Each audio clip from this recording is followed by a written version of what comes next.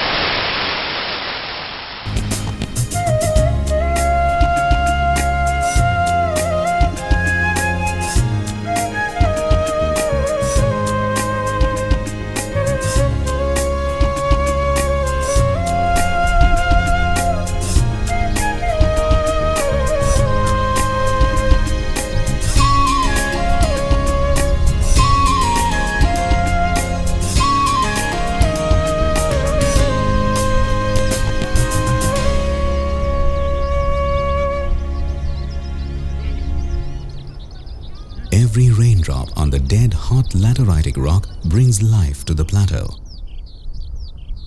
It blooms and flourishes, animals breed and die.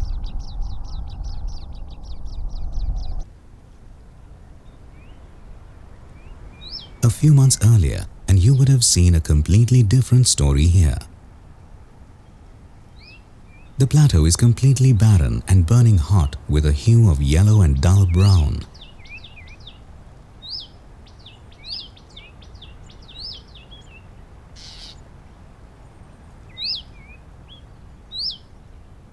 During the day, the animals take shelter under rocks or small crevices. But as night takes over and the atmosphere starts cooling down slowly, under the cover of darkness and gusty, unstoppable winds, the barren-looking landscape comes to life.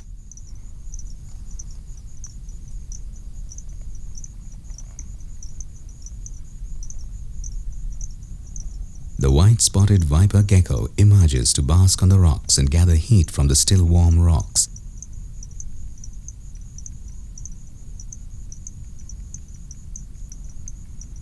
The saw-scaled viper comes out of hiding and follows the trail of scorpions and geckos. These potently venomous snakes are abundant on these plateaus.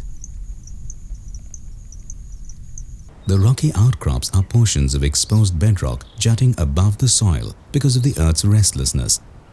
In India, various types of open rocky areas such as naturally exposed plateaus, monoliths and cliffs dot the landscape. Plateaus with basalt and lateritic rock outcrop dominate along the Western Ghats and the Konkan region in Maharashtra.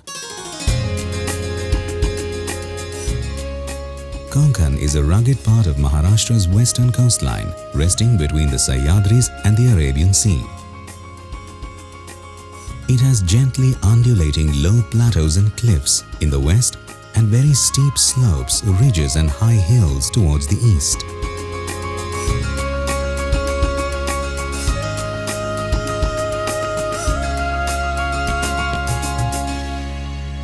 The most remarkable of these are the lateritic plateaus that cover the largest surface in central and southern Konkan.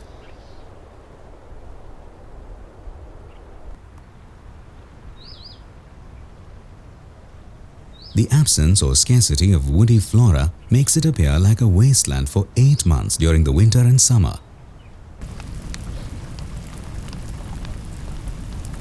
And then the monsoon begins in early June.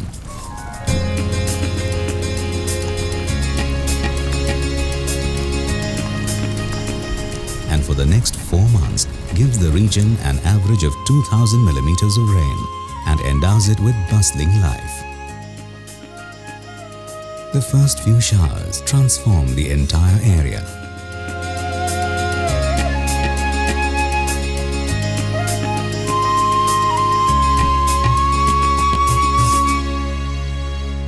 The new carpet of green takes on a mantle of changing hues, from green to white, to pink, purple and yellow, as flowers of different species blossom gregariously at different times.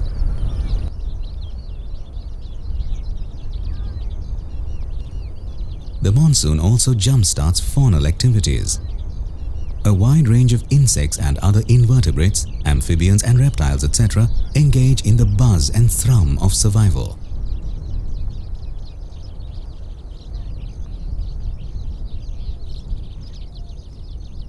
The world over, the flora and fauna on these coastal rock outcrops have learned to deal with a wide array of adverse environmental conditions such as very high and very low temperatures, fluctuating humidity, flooding, drought, harsh winds, salinity and lack of nutrients.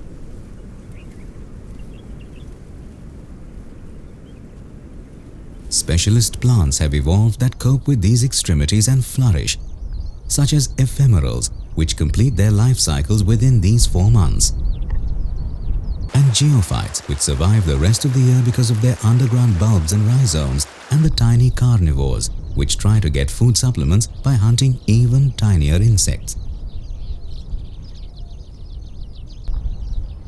There is something else that is unique about the lateritic rocks.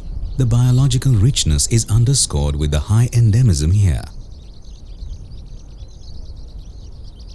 The absence or presence and thickness of the soil layer, the duration of water availability and surface characteristics give rise to various microhabitats.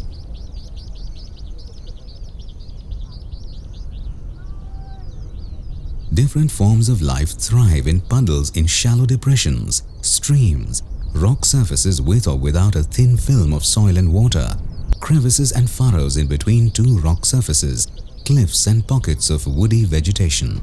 Tadpoles and fishes appear in some puddles, making each puddle a tiny island of life.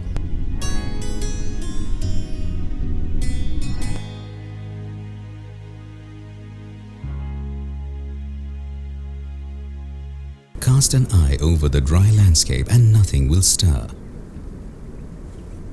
But peek under the boulders and life seethes and flows. This rugged environment is just right for spiders and centipedes, geckos, termites and ants, vipers and scorpions, and any other little creature seeking shelter from the relentless heat and harsh winds.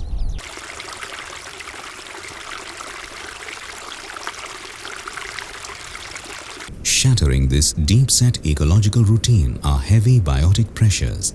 People have moved in, bringing with them their settlements, fields, orchards, quarries, grazing fields, windmill farms, and industrialization.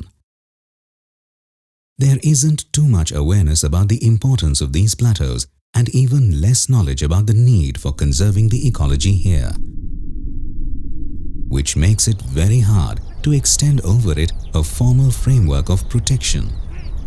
New management approaches are thus imperative if one needs to conserve these highly accessible landscapes.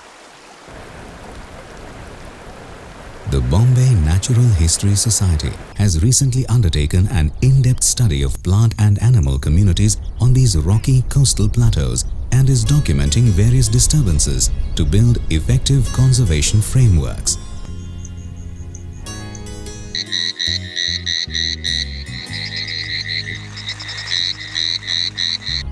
Will the life that has taken root here learn to survive the adversities and flourish successfully over the ages? Weather this new storm the invasion of people has brought with them? Or is it not too far that our next generation will miss admiring the dawn on this magnificent ecosystem?